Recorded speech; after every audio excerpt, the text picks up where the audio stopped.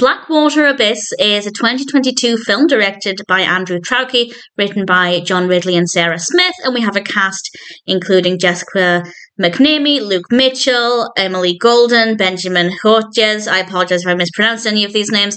And we have some good performances, some really great camera work, a decent story. I didn't care about the characters. I just didn't think they were very interesting. But ultimately, it's a good film, and I think the reason I enjoyed it is because it's a situation that made me feel really, really sick. It's about this group of friends who are exploring this cave. It's in Australia, and soon the water begins to rise, and I feel sick just thinking about it for two reasons.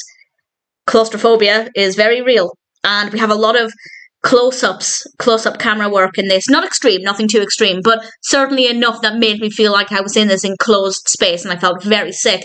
I'm also very scared of water. Not so scared that I wouldn't go on a boat. Well, I'd go on a cruise ship. I wouldn't go on like a little rowboat because no, I couldn't do that. And I feel like combining those two fears, and they're quite common fears as well. A lot of people are scared of enclosed spaces like caves.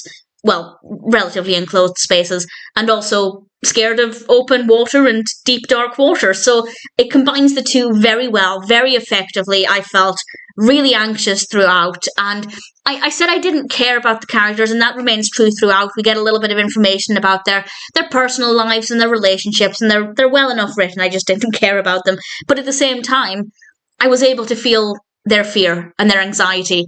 So I didn't necessarily care about them, but I did share their emotions, and I did, I guess, have a little bit of a journey with the characters. And ultimately, it's a good story, but it's not ending there, because we also have a crocodile.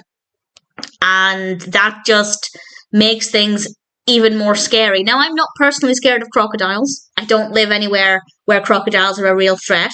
But I would imagine that if you are scared of crocodiles, it's a reasonable fear to have, and you're scared of water, and you're scared of enclosed spaces and caves, this could be an absolutely terrifying experience.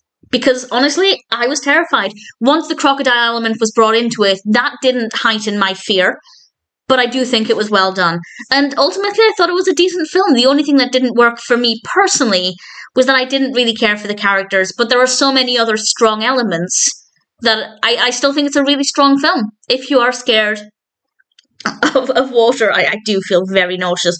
If you're scared of water, if you're scared of caves and enclosed spaces, it's definitely worth watching. And I'd imagine if you're afraid of crocodiles, then yeah, I'd say it's one that's going to be quite a thrilling experience.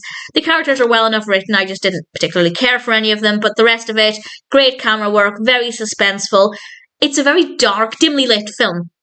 And ordinarily, even with the grittiest of horrors, I tend to not like it when the lights are turned down because I'm straining to see what's going on. But with this one, I never really felt that. We still have sources of light, and I just think the lighting was actually, on this occasion, really effective. Ordinarily with horror films, obviously because this one's set in a cave, there's not going to be that much natural light, but I feel like with a lot of horror films, they just turn the lights down because they think it'll make it more spooky and atmospheric, and it's unnecessary.